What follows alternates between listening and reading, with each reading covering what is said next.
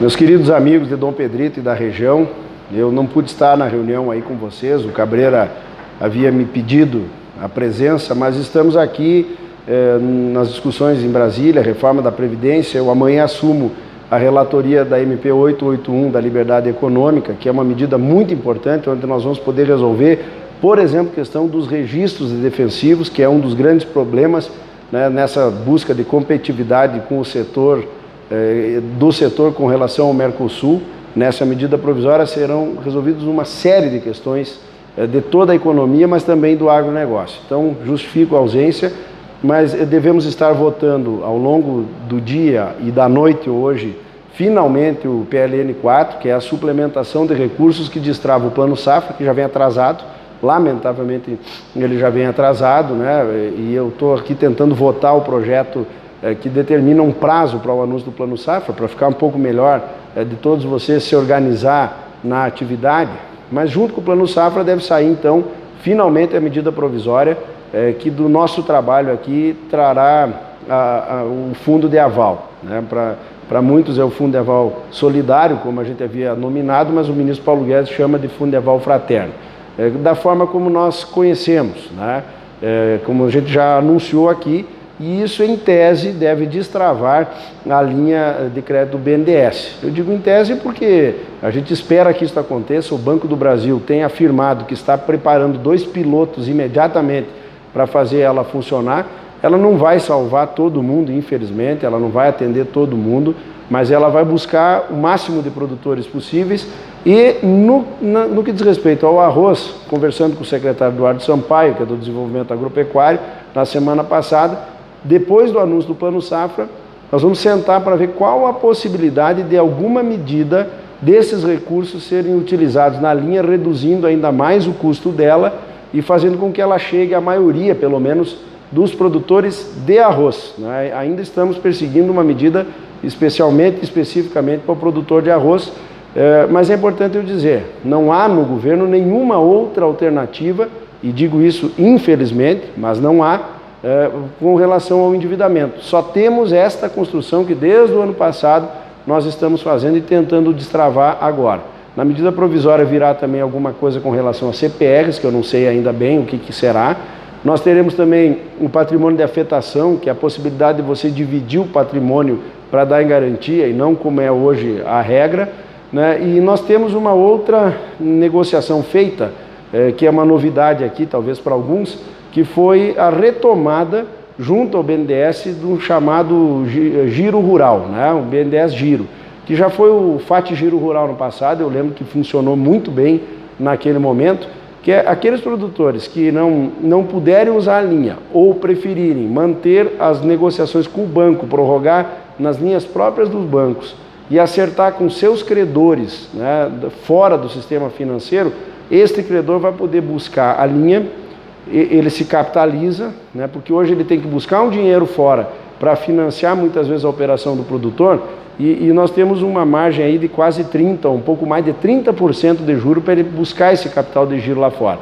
Ele vai buscar a 10,99, que é o juro da linha hoje. Plano Safra já vai a 8%, portanto, por se tratar de endividamento, acaba ficando um pouco mais adequado esse juro, né, e ele pode dar ao produtor, que é o seu devedor, até 7 anos, com 2 de carência e até 5 para pagar. Então, se o produtor preferir fazer esse pacote de renegociar com os bancos e acertar com o credor lá fora, sem unificar a dívida como um todo, ele poderá fazer com essa linha. E nesse sentido, eu já reuni pequenas revendas e médias. Eu senti que elas estão com muito problema, muito descapitalizadas, não no arroz somente, em todo o Brasil. Eu chamei uma turma de Luiz Eduardo Magalhães aqui, e esta semana eu fui na Cargill, segunda-feira, fazer uma reunião com as grandes trades, porque é importante que elas entrem em campo também para poder acertar a vida do produtor, porque se o credor não quiser, né, eles não farão. E eu fiquei impressionado com a leitura que eles têm. O problema do endividamento é enorme, pessoal, não é só no arroz. A soja vive uma ilusão nesse momento, ainda mais quando botar o arrendamento no meio da questão. Nós estamos num quadro muito complexo. Infelizmente, eu não vejo uma ação de governo estratégica nesse sentido. Vamos torcer para que depois da reforma da Previdência aqueça a economia, o governo comece a operar na reforma tributária, nessas outras questões, Mas também tratei de um outro assunto, a recuperação judicial dos produtores. O meu projeto está pronto para votar aqui, pessoa física, mas eu fui cobrado que isto poderia encarecer o dinheiro e afastar muitos financiadores que não bancos, porque o risco passaria a ser grande. Eu até dei uma segurada, mas agora as decisões judiciais começaram a atender essa demanda. E então os financiadores começaram a entender que é melhor ter uma lei, né, que regulamente a pessoa física, produtor, poder entrar em recuperação judicial, do que eles serem surpreendidos. Só a Cargill já tem 47 decisões de recuperação judicial, que também acaba sendo um perigo, porque tem muito produtor que não percebe que você tem que ter um custo de honorários, você tem o custo do interventor, do administrador da recuperação. O custo para que ela ocorra, às vezes, quebra o produtor. Então nós vamos buscar fazer algumas alterações, inclusive com a possibilidade de um encontro de contas prévio antes da concessão da RJ, né, que daqui a pouco você acerta a conta com o credor de uma maneira diferente do que pode ser na recuperação judicial. Então é mais uma informação que eu trago para vocês aí. E também, paralelo a isso, eu vou aqui abordar o tema do Fundo Rural. Mais vídeos do presidente Bolsonaro começaram a circular, ele tem falado que quer acabar com o passivo, muitos não aderiram ao refis no fim do ano pela fala do presidente eleito. Então nós começamos desde a semana passada a cobrar que não adianta o governo dizer que vai resolver depois da reforma da Previdência. Não resolverá. Passada a reforma, e nós temos que apoiar, né, o Fundo Rural nem refis pode voltar a ter. Então nós estamos cobrando, na quarta-feira, amanhã, vamos ter inclusive uma reunião do IPA, as entidades que financiam o IPA, que é quem financia, quem banca a FPA, a Bancada Agropecuária, será cobrado pelas entidades, porque há, sem dúvida, uma omissão nesse tema. Parece que está todo mundo, não, eu ajudo, estou dizendo isso com essa clareza, mas na hora de negociar, de apertar, lavam as mãos. Eu me sinto muitas e muitas vezes sozinho nesses dois assuntos do endividamento e no assunto do Fundo Rural. Então teremos essa reunião na quarta-feira para cobrar uma posição. O PL 9252 está pronto para votação, ele faz a remissão, o governo arrumou uma fonte nova de receita, portanto ele precisa dizer como será a solução. E se não vai resolver, ele que admita publicamente que houve uma promessa de campanha que não será cumprida. Mas isso terá um alto custo e injusto a produtores e a adquirentes. Então, nós esperamos que a gente tenha a sinalização do governo nesse aspecto, né? Aproveitei para abordar esse tema e quero me colocar à disposição. Todas as dúvidas, me passem, me cobrem. Aí da reunião o Cristiano pode me ligar, né? Eu estou aqui à disposição para esclarecer, mas fiz um resumo daquilo que está sendo negociado. Muitos produtores sonham com a securitização. Que bom se nós pudéssemos ter. Infelizmente, pessoal, eu não vejo nenhuma margem no governo de nenhuma alternativa para o endividamento. A única coisa concreta e com risco de daqui a pouco até não dar certo, eu sei, pode complicar, mas são estas ações que a gente vem negociando duramente desde o ano passado. Mas chegamos até aqui, vamos entregar esse produto a vocês, ao mercado, e trabalhar muito para que ele efetivamente aconteça.